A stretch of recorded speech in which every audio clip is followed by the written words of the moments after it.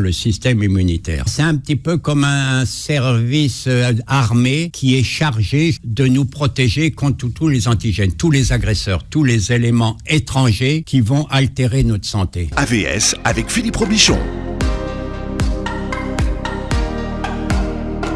À votre santé, j'aime bien commencer une nouvelle semaine santé avec le docteur Willem qui est avec nous, le docteur Jean-Pierre Willem. On vous appelle par votre prénom, doc. Comment allez-vous ? Ça va bien, on est lundi. C'est bien, spécialiste des huiles essentielles, on dit aromathérapeute. Aromathérapeute, oui.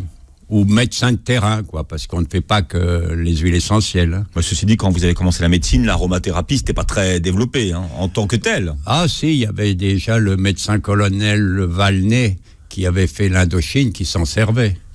Mais on appelait ça déjà aromathérapie ou... Ah oui, aromathérapie, oui. Déjà c'est l'étymologie latine, et ça va de soi. Hein. Anthropologue, inventeur de la réanimation en ville, à l'origine du SAMU, que vous avez découverte à Beaune, en Algérie. On ne disait pas encore Annaba. Hein. Oui. C'était l'ancêtre du SAMU. Oui, c'était la réanimation en ville. On n'appelait pas ça encore le SAMU.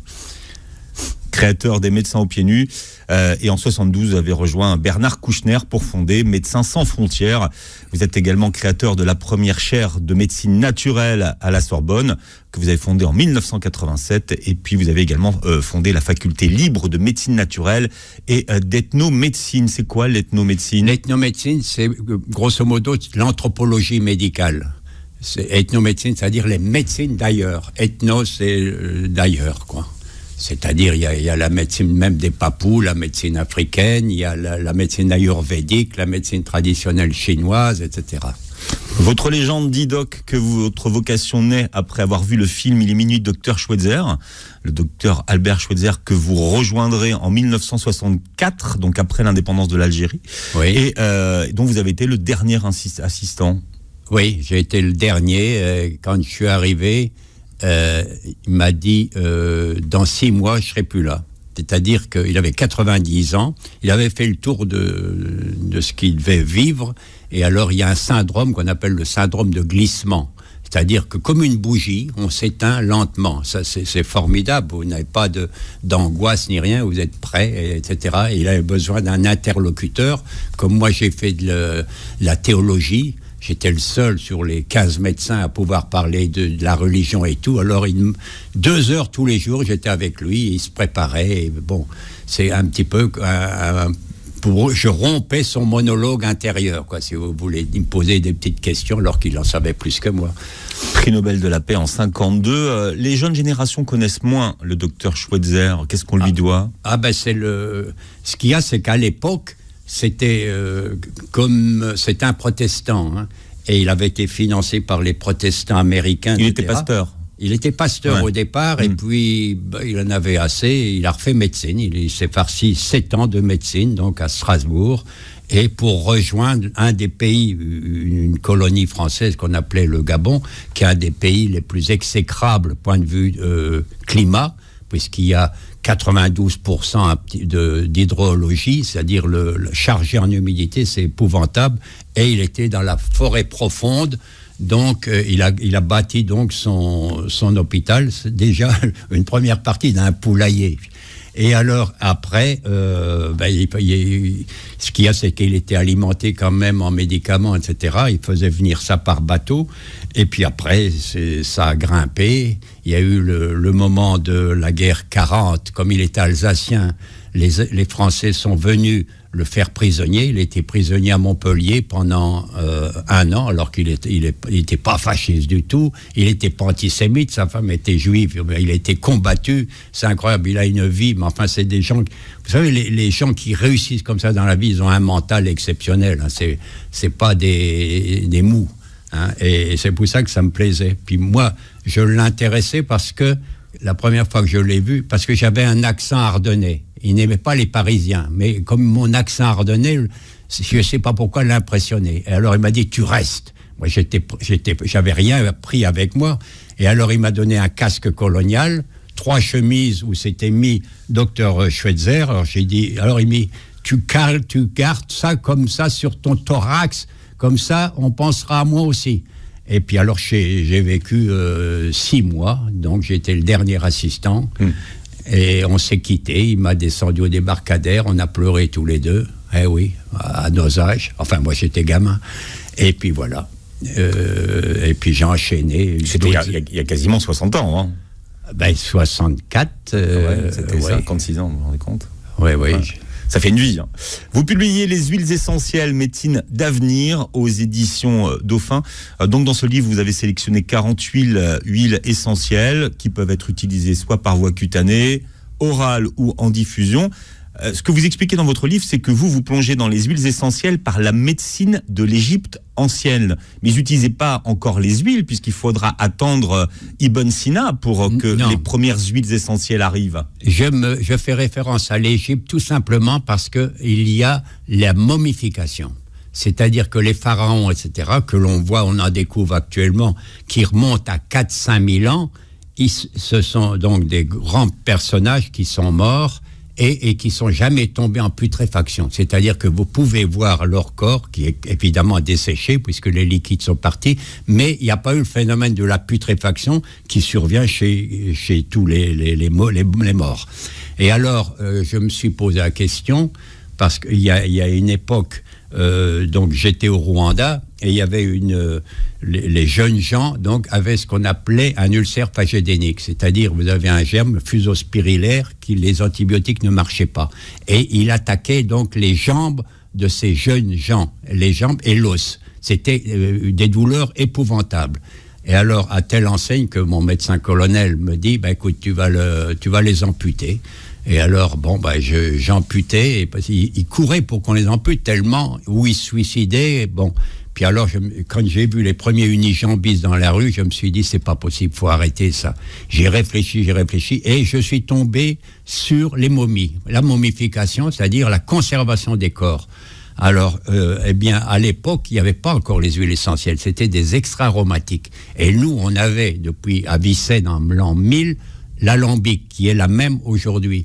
Je me suis dit, je vais distiller des huiles essentielles.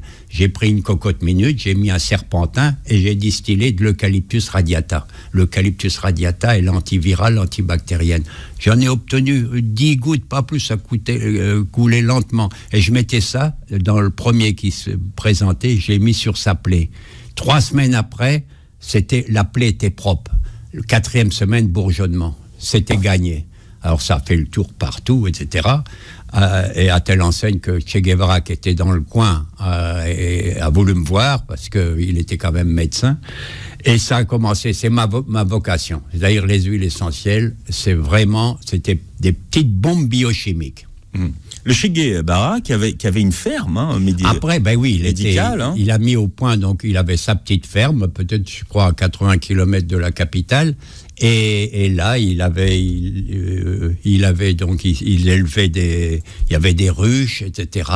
Et il plantait toutes les graines qui étaient très positives en Afrique, etc. Il me demandait, et je lui avais conseillé Moringa oleifera, et que j'ai retrouvé dans la ferme plus tard, et qui a permis donc de soigner le président Castro. Pendant plus de 30 ans, il a pris le moringa, qui est connu maintenant, on en vend un peu partout. Et quelles sont les propriétés de moringa ? C'est un nutritif, c'est-à-dire que c'est presque une panacée avec des protéines végétales, etc., des vitamines, enfin une médecine complète, quoi. Mais c'est à Avicenne, donc, qu'on doit les huiles essentielles. Oui, en l'an 1000. C'est-à-dire vraiment l'alambic que l'on trouve aussi dans nos campagnes avant. Ceux qui connaissent bien les alambics qui distillent et pour obtenir de l'alcool à partir des fruits. On connaît ça. Et bien alors après, il y a eu, surtout dans le Midi et partout, vous voyez les grands champs de lavande, et avec les distilleries de toutes les huiles essentielles, il y en a peut-être 200.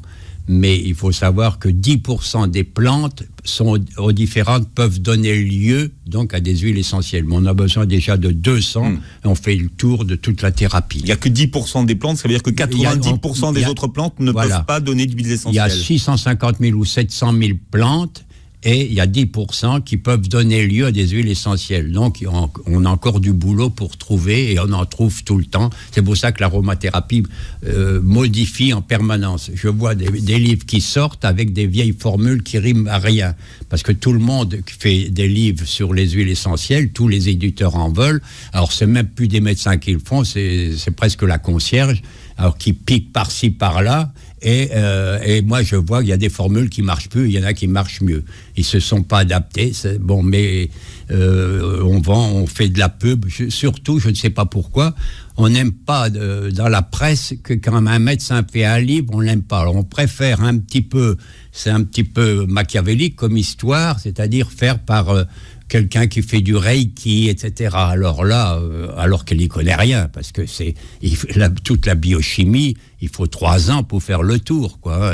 Sinon, vous copiez, et puis vous savez pas ce qu'il y a derrière. Puis en plus, vous pouvez pas le prescrire. Et il n'y a pas le feedback pour savoir est-ce que ça a marché, madame, ou pas. Bon, ah oui, alors, ça fait au bout de 10 clients, ça marche pas. Donc on change, vous voyez, c'est le fait de l'appliquer, c'est les médecins qui l'appliquent. Alors, on va parler du système immunitaire ce matin. D'abord, qu'est-ce qu'on appelle, docteur Willem, le système immunitaire ? C'est un petit peu comme un service armé qui est chargé, justement, de nous protéger contre tous les antigènes, tous les agresseurs, tous les éléments étrangers qui vont altérer notre santé. Donc, c'est tout un contexte, tout un complexe d'éléments qui vont vous protéger. Voilà le système immunitaire. Il se trouve où dans le corps, le système immunitaire ? Alors, il y en a partout. On le trouve dans tous les éléments, dans le système lymphatique, par exemple, dans la lymphe. On oublie la lymphe. La lymphe, il y a 10 litres de lymphe, donc le double du sang, qui circule en parallèle avec le sang. Et alors, la lymphe, elle nettoie. Et elle contient aussi des anticorps. Il y a aussi, par exemple, les amygdales. À notre époque, on coupait les amygdales. Erreur, profonde erreur, parce que dedans, il y a les anticorps. Ça nous protège, les amygdales. Et on le retirait. Je sais que on était 6 enfants. Et alors, on nous asseyait là. Et le médecin, il nous coupait comme ça, sans anesthésie. C'était une horreur. Je m'en souviens encore. J'ai plus d'amygdales, mais je suis plus protégé. Vous voyez, il y a la rate, le thymus. Alors le thymus, pour tout le monde, qu'est-ce que c'est ? Le thymus, c'est un organe qui est là au niveau donc, du thorax, mais qui disparaît vite. Il est sur le plan embryologique, il reste sur le plan embryologique. Et alors, il est très important parce qu'il donne lieu à des lymphocytes T. T, ça veut dire thymus. Alors, les lymphocytes T, c'est eux qui vont stimuler le lymphocyte B. B, ça veut dire qui est de la moelle osseuse, bone. La moelle osseuse, bone. Alors on dit le lymphocyte B qui va faire des anticorps et qui vont attaquer les antigènes. Les antigènes, c'est l'ennemi. C'est tout ce qui est agressif. En gros, ce sont ces organes-là qui fabriquent, on va dire, les cellules immunitaires ? Immunitaires, oui, qui assurent donc toute l'immunité. J'en oublie pas. Les ganglions qui sont très importants. Et alors, on connaît bien les ganglions surtout en cancéro, parce qu'on parle, on retire les ganglions sentinelles, etc., et on voit s'il y a les premières métastases, ça passe d'abord dans les ganglions qui sont le long des vaisseaux. On en retrouve sous les aisselles, dans l'aine, au niveau du poumon, etc. Et alors, ils s'enflamment, et c'est le départ des métastases. Mais les ganglions sont très utiles, parce qu'ils recèlent aussi des anticorps naturels. Donc, mais c'est un critère au niveau donc, de la cancéro. De toute façon, quand vous allez chez le médecin qui vous fait ce qu'on appelle une numération de formule sanguine, on sait tout de suite votre défense. Vous voyez, j'ai amené la mienne, là. C'est pas pour dire que je suis malade, mais de temps en temps, comme j'ai 83 balais, il est temps de surveiller ma santé. Et vous voyez, vous avez dedans l'hémogramme. Vous avez les hématies, toutes les globules rouges, on voit si vous avez une anémie ou pas, et vous avez les leucocytes, c'est-à-dire les globules blancs. Alors vous retrouvez les neutrophiles, qui eux servent tout de suite, c'est eux qui, dès qu'il y a une infection, c'est eux les premiers sur place, qui les neutralisent et qui les tuent quand il peut. Ensuite, vous avez les éosinophiles, eux, c'est quand il y a l'allergie. Quand il y a une allergie, ça grimpe. Ou quand vous avez une verminose. Ou même un cancer, dès que vous agressez le tissu, les éosinos grimpent. Donc c'est très important, les petits éosinos. Vous voyez, on fait ces analyses. Alors les basophiles, c'est quand il y a une inflammation chronique. Ça veut dire que déjà, il y a une vieille infection. Puis alors tous les lymphocytes, alors les T, donc qui peuvent tuer qui peuvent tuer donc l'infection, les germes, mais il y en a 7-8 de lymphocytes T. Il y a les comment on appelle ça, ceux qui sont sentinelles, qui vont servir de mémoire, ceux qui vont booster les lymphocytes B, qui vont donner les anticorps. Vous avez les facilitateurs, c'est-à-dire qui vont booster encore les lymphocytes B. Vous avez les freinateurs, alors on en reparlera tout, parce que des fois il y a un emballement immunitaire, ce qui va donner les maladies auto-immunes qui sont très importantes. Il y a quand même 6 millions de Français qui en ont. C'est un excès un emballement immunitaire. Vous êtes venu avec un de vos livres qui est important et qui est une bonne base pour ceux qui déjà voudraient se mettre aux huiles essentielles et vraiment faire le point. Hein. Ça s'appelle Les huiles essentielles, médecine d'avenir aux éditions Dauphin. Donc là, c'est 48 huiles essentielles avec leurs applications que vous donnez. Donc j'en ai vendu 350 000. Les mères de famille soignent presque uniquement avec cela. Il y a 350 petites pathologies. Hein. Ça peut être une angine, ça peut être l'acné, enfin tout, les règles douloureuses, il y a tout dedans. Les huiles essentielles, médecine d'avenir, ça c'est incontournable. C'est le premier qui existe. Ça remonte peut-être à 20 ans, j'en suis à la 25e édition. Ouais. Traduit en chinois en plus, pour vous dire. C'est traduit en chinois. J'espère que les Chinois vous payent. Hein. Oui. Là, je sais pas, on va voir après, hein, parce que oh là là. Et c'est traduit au Brésil, c'est traduit au Portugal, c'est traduit un peu partout. Alors, c'est dire que c'est efficace quand même. Bien, docteur, on parle de l'immunité ce matin. Alors, il existe 2 types de réponses immunitaires, lesquelles ? Alors, il y a la réponse donc adaptative, il y a l'inné. Inné, c'est-à-dire qu'elle est en vous. Vous avez donc, chez vous déjà, vous avez tout le système qui est en place, hein, les lymphocytes, les macrophages, les monocytes, donc, que je vous ai cité tout à l'heure, et l'adaptative, c'est-à-dire quand il y a une infection, il y a une autre mobilisation qui se met en place, mais qui est beaucoup plus... Autant l'inné, elle est tout de suite en place, donc ça réagit tout de suite avec les neutrophiles, etc. Autant l'adaptative, il faut que ça se mette en route. Hein, et à ce moment-là, elle est beaucoup plus efficace parce qu'elle est plus percutante avec les lymphocytes, avec les macrophages, etc. Tout ça, c'est vraiment les voltigeurs, c'est-à-dire les soldats qui sont en avant. Hein, les lymphocytes, macrophages, monocytes, tout cela. Alors les monocytes qui vont devenir des macrophages. Monocytes, quand ils sont là, ils roupillent. Mais on les réveille, il y a une infection, alors ils deviennent des macrophages. Et ils se déplacent dans des mouvements amoeboïdes, c'est-à-dire qu'ils vont pénétrer partout et arriver à la zone infectée. Si ça pouvait être filmé, c'est incroyable. La vie, la création, pour moi, c'est quelque chose... je suis toujours admiratif comment la nature peut mettre tout ça au point. C'est miraculeux. Puis quand je vois des confrères, ils s'en foutent, ils vous parlent, alors que moi, ça fait quand même 55 ans que je fais de la médecine. Je suis toujours admiratif de la nature.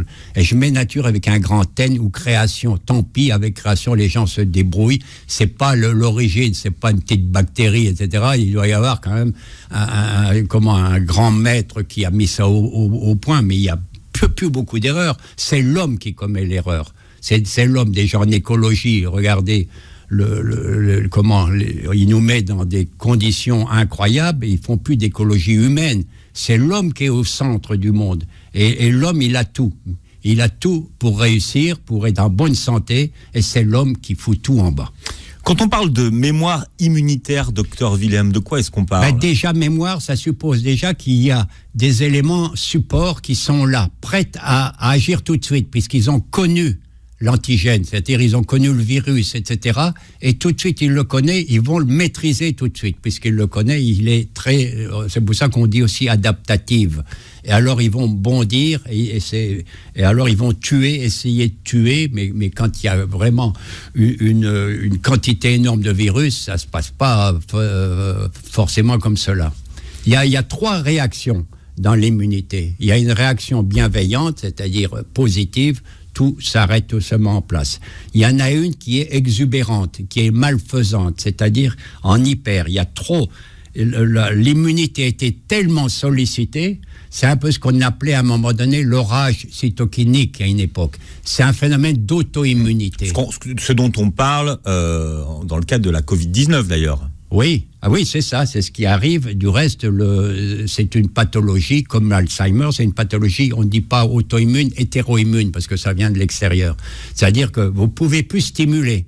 Au contraire, il faut calmer les choses. Il ne faut plus donner je pourrais vous donner des formules tout à l'heure, en plus donc de ce qui est sur place en nous, mais on peut aussi booster aussi cette immunité. Avec il y a d'abord les huiles essentielles à phénol, elles sont toutes immunostimulantes. Vous avez les champignons, Reiki, Maitake, Shiitake, vous savez qui sont très connus. Vous avez l'échinacée. L'échinacée, c'est une petite plante qui stimule l'immunité. On en prend en teinture mère 2 fois 20 gouttes. Vous voyez? Alors vous avez des formules qui sont toutes prêtes comme ça. Il y en a une qui s'appelle Stimu Plus, c'est la plus connue.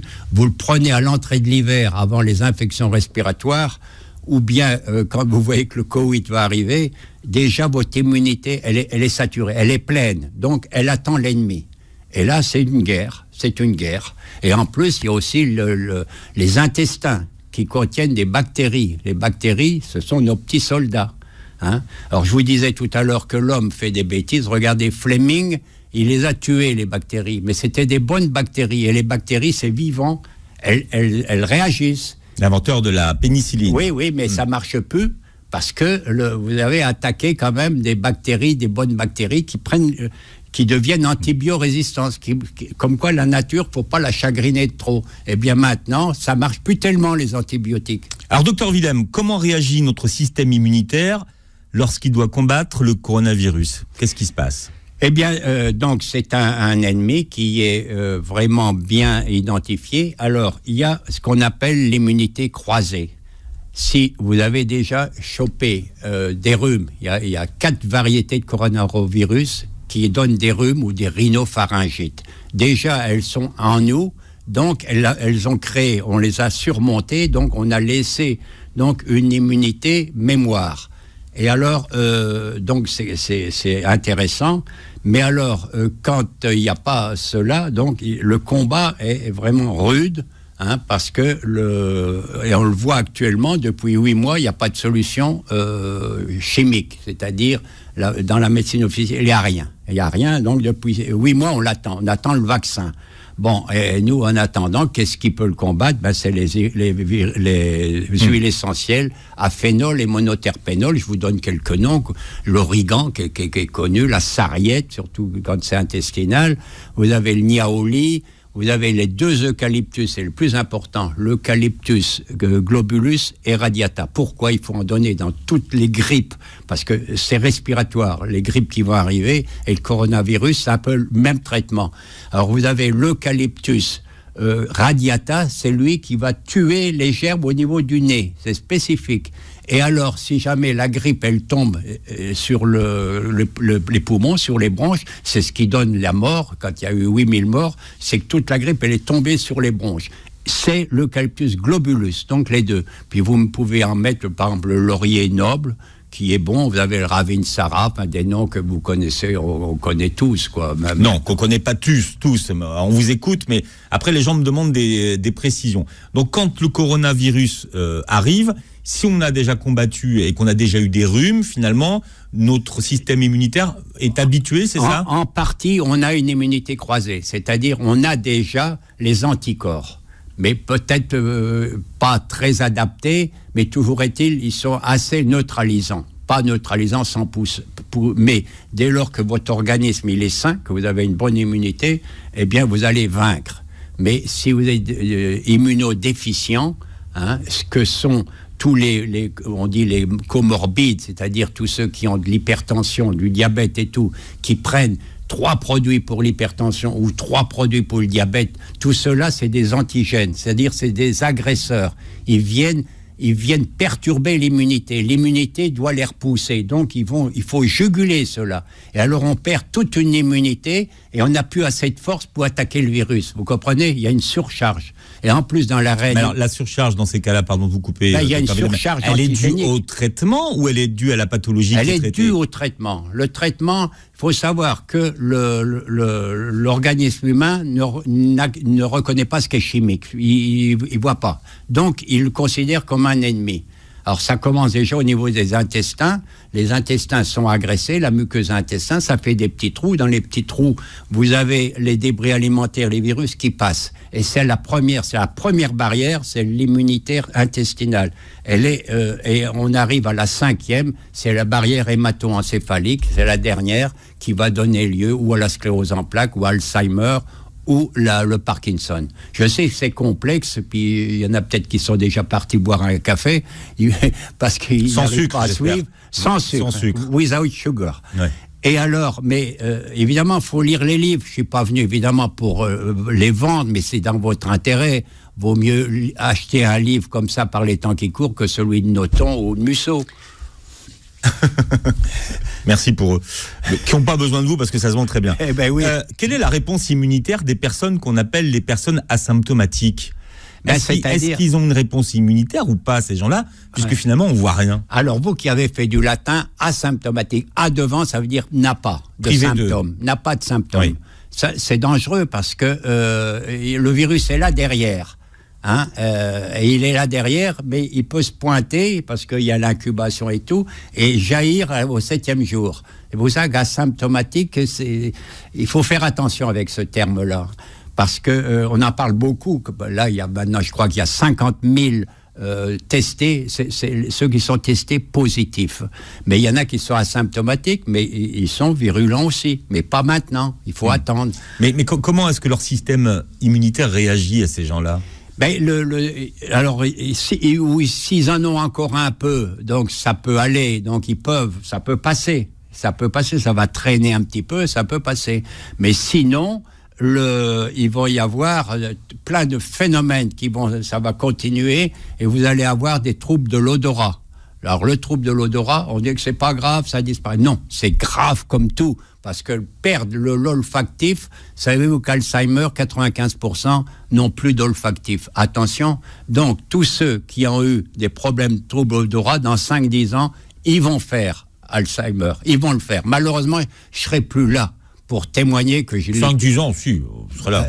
Mais vous serez encore là, vous direz, ah oui, il y a le docteur Willem, chez nous à Radio Beurre, qui avait dit que tous ceux qui ont des troubles, maintenant, ça débouche sur la maladie d'Alzheimer. Il faut faire attention à ça. Mais pourquoi? Expliquez ça. Mais parce que le système... Parce qu'il le retrouve, en fait. Hein. Ça peut être un des premiers symptômes de la Covid-19, mais oui. Quelques jours après...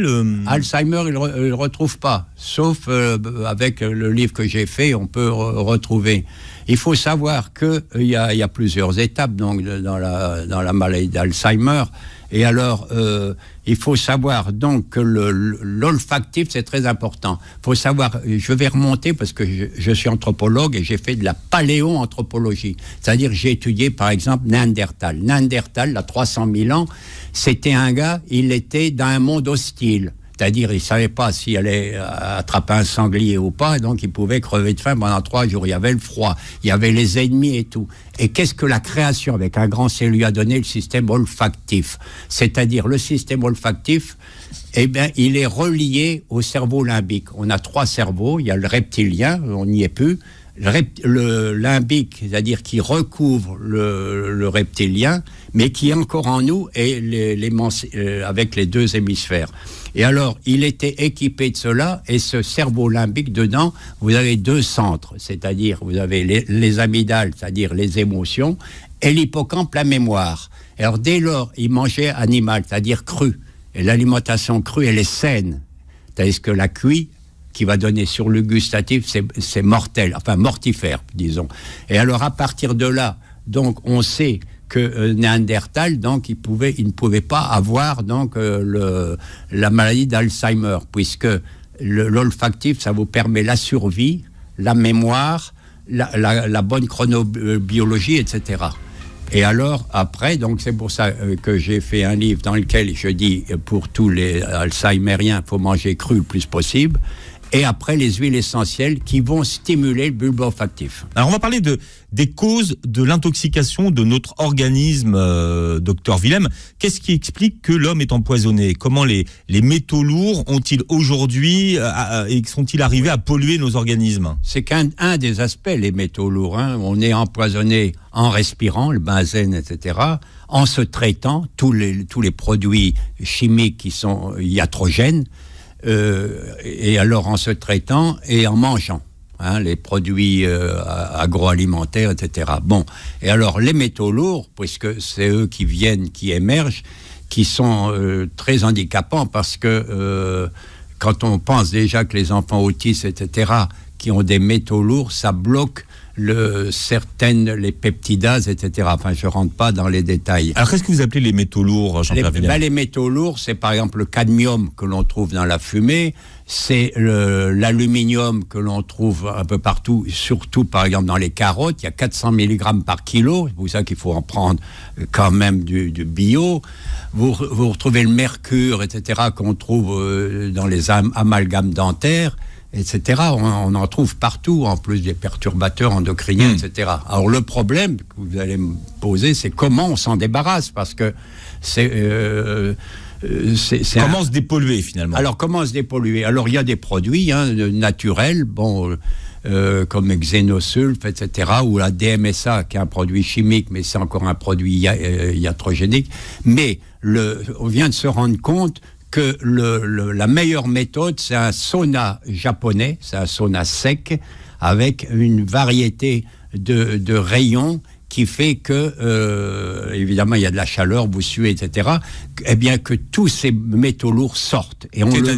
C'est-à-dire qu'on les voit sur la serviette blanche, on voit des dépôts noirs, etc., y compris au niveau de la tête. Quand c'est un sauna, c'est un dôme, vous avez la tête en dehors, et on voit même la tête qui est en dehors du sauna, eh bien, il y a des métaux lourds, enfin, c'est pas des kilos qui sortent, on voit des petites ponctures comme ça, noires ou brunâtres, suivant donc les huiles essentielles.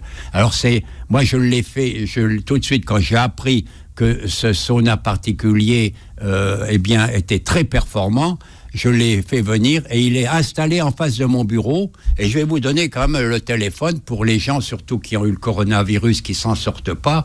En 4-5 séances déjà, vous retrouvez une vitalité. Il s'appelle comment votre sauna japonais? Il a un nom ou pas? Body, c'est au 18 rue du Général Beurré. Ça s'invente pas. Oui, j'en peux rien. Ça s'invente pas, docteur. Oui. Bon. 18 rue du Général Beurré. B-E-U-R-E-T. C'est dans quel arrondissement? Le 15e. Dans le 15e. Ah c'est connu, le Général Beurré. Évidemment, bien sûr. Il se saoulait la gueule dans le 15e, évidemment, c'est ce que vous vouliez dire. Bon, mais moi je suis poli, je peux pas employer les mêmes mots que vous. Alors, le téléphone, c'est 06 30 28 72 55. Je répète, 06 30 28 72 55. Et alors, à la fois, c'est très sanitaire, vous risquez rien. C'est une personne à la fois, oui, c'est pas un sauna collectif. Non, mais quelquefois qu'il n'y ait plus la foule et tout avec le coronavirus. Et alors, donc, vous rentrez dans un dôme uniquement jusqu'à la tête, et puis on chauffe pendant 30 minutes. Alors, à plat, puis sur le ventre, et croyez-moi, on sue. Moi-même, j'y suis passé, j'ai vu les effets. Bon, j'ai pas trop de métaux lourds parce que je connais un petit peu comment on se nettoie, mais ça fait vraiment du bien. Alors, quels sont maintenant nos amis huiles essentielles qui peuvent soutenir notre système immunitaire?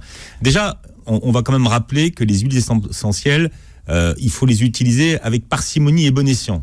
On fait pas n'importe quoi, on se lance pas du jour au lendemain dans l'utilisation des huiles essentielles. Comme je le disais, c'est des petites bombes biochimiques. Des fois, il faut prendre 2 fois 2 gouttes, pas plus. Alors, vous l'avez signalé, donc ça, on peut aussi le mettre, par exemple, si c'est une pneumonie ou une pneumopathie, vous le mettez sur le thorax et sur le haut du dos, donc en massage. Si c'est Alors quand vous mettez combien de gouttes? Vous mettez, à ce moment-là, quand vous avez une pneumonie et tout, on appelle ça un embaumement, c'est-à-dire tout l'intérieur, vous mettez peut-être une cuillère à soupe à chaque fois, et vous massez à l'arrière. Et en 8-10 jours, alors qu'il y a 70 000 qui meurent chaque année de pneumopathie. Je me souviens, j'étais un petit peu le médecin de Moustaki. Et le pauvre, Georges Moustaki, le chanteur. Le chanteur, ouais. Là, bon, et il est mort bêtement d'une pneumonie sur la Côte d'Azur.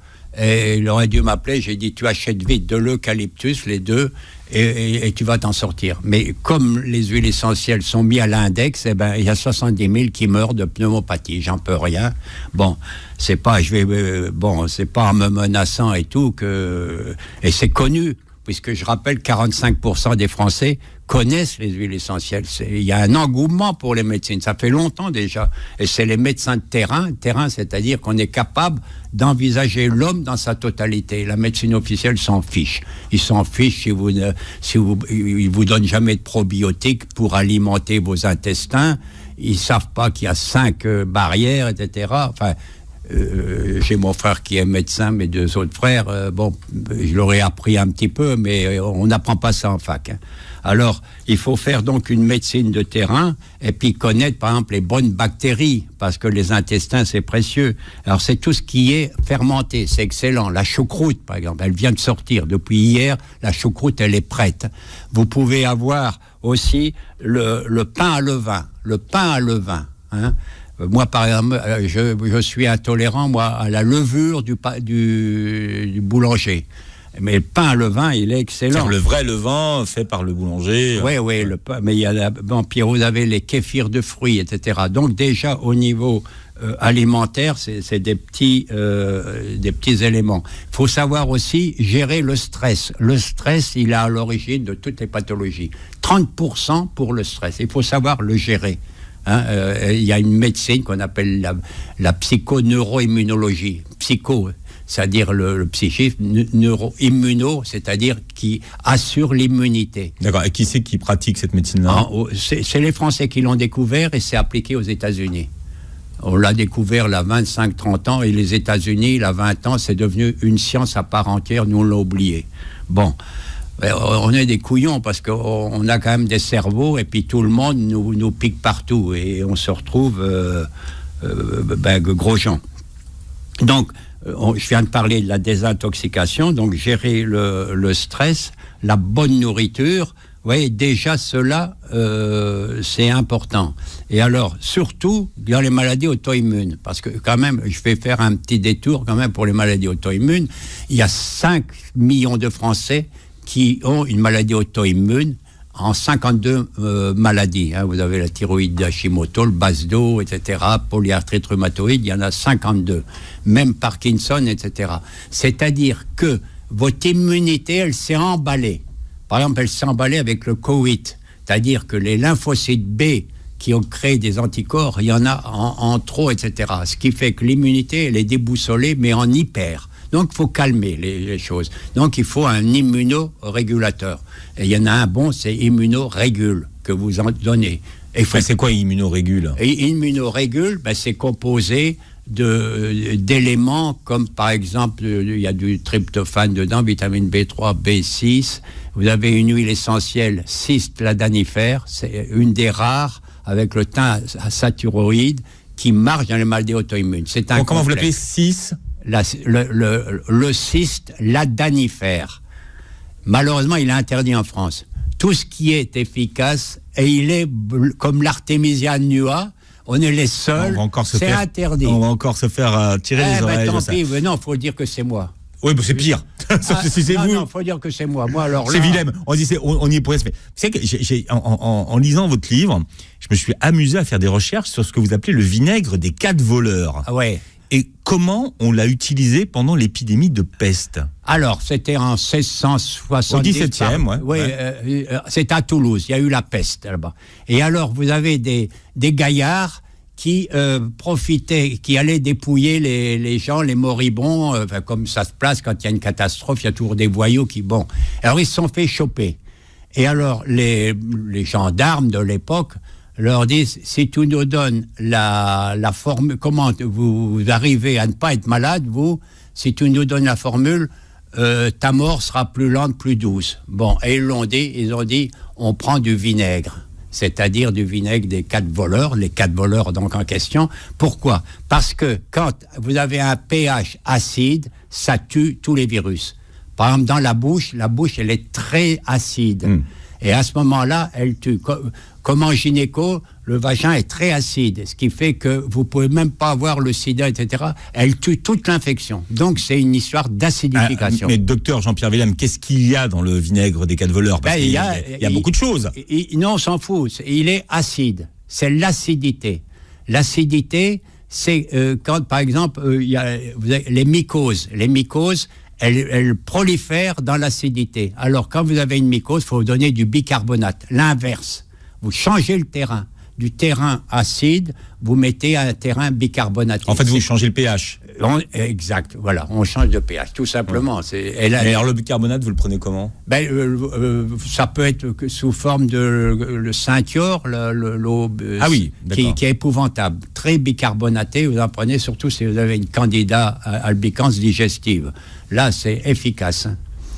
Voilà, tout ça, c'est dans la nature.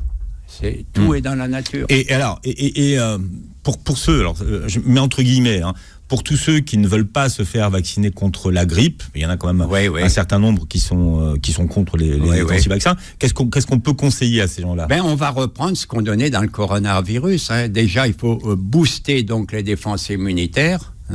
On peut prendre de l'échinacée, etc. Et le produit le plus connu actuellement, c'est Stimu Plus, dans lequel il y a les champignons, Stimu Plus du laboratoire Fitinov. Et alors, il a dedans les 3 champignons, il a du zinc, du cuivre, qui est anti-infectieux, l'échinacée, je l'ai dit, et puis 3 huiles essentielles immunostimulantes. Déjà, là, il va booster votre immunité.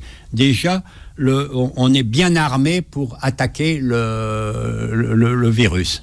Et après, quand ça survient, puis vous avez aussi en homéopathie, il y en a plein, alors je ne peux pas l'expliquer parce que c'est modulé suivant les symptômes, mais ça marche très bien, il y a la thymuline, etc.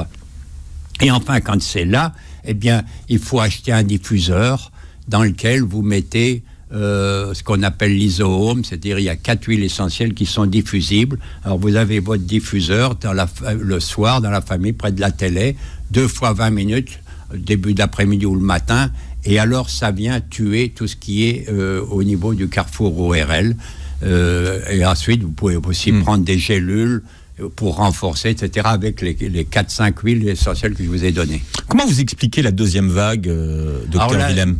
On dit deuxième vague, mais bon, elle est artificielle. Elle n'a rien à voir avec la première. La première... C'est-à-dire, pour vous, c'est une vague artificielle? Oui, non, parce que la première, elle est il y a une dynamique qui fait que ça retombe. Elle est bien architecturée depuis qu'il y a les pandémies et tout. Et ensuite, elle est venue... elle est artificielle parce que c'est l'homme qui l'a créée, c'est l'homme qui déconne, et les gens sont déboussolés avec le déconfinement, etc. Ils font n'importe quoi. Et puis, il y a les jeunes gens, surtout. Il y a les hormones qui sont un petit peu agitées, donc on se rend compte, vous le voyez dans les bars et tout. Surtout, il y a même des jeunes filles. Surtout chez rue du Général Beurré, Oui. Et alors, tout ce monde-là, eh bien, on retire le masque et puis on attend l'ennemi, etc. Oui, mais attends, l'ennemi, oui, d'accord. Bon, eux, s'ils sont malades, c'est pas grave, ils sont en pleine santé. Donc, ils vont être immunisés. Ils n'ont même pas besoin d'être vaccinés, ou ça va faire une immunité croisée. C'est intéressant de ce côté-là. Mais tous les petits pépères comme nous, là... Comme ça, comme nous? Comme moi, les petits vieux qui sont dans la rue, quoi. Bon, donc vous êtes un gamin. Et alors, c'est nous qui allons y passer. C'est vrai. On va y passer. Donc, il crée un génocide des vieux. Bon, et dans les facultés, dans les universités, les familles qui font la fête et tout. Bon, ça vient de partout, de tous les départements. Quand il y a une fête et tout, ils amènent les virus. Dans les entreprises, pourtant, ils devraient contrôler ça dans les bureaux et tout, puisque c'est 20% les entreprises. Alors, tout ce monde-là, ils foutent la pagaille. Même s'ils sont déboussolés, ils nous déboussolent et ils nous tuent. Allez, vous reviendrez, Jean-Pierre Willem, les huiles essentielles, médecine d'avenir. Voilà, aux éditions du Dauphin, pour tous ceux qui s'intéressent aux huiles essentielles. Vous réécoutez l'émission en podcast sur beurrefm.net. Vous regardez la vidéo de l'émission sur la chaîne YouTube, puisque vous avez été filmé, beau gosse, le docteur Willem. J'ai oublié de me repeigner. Ah oui, mais c'est trop tard maintenant, puisque l'émission est terminée. La prochaine fois, vous serez peigné et passez une très belle journée santé sur Beurrefm. Coquin,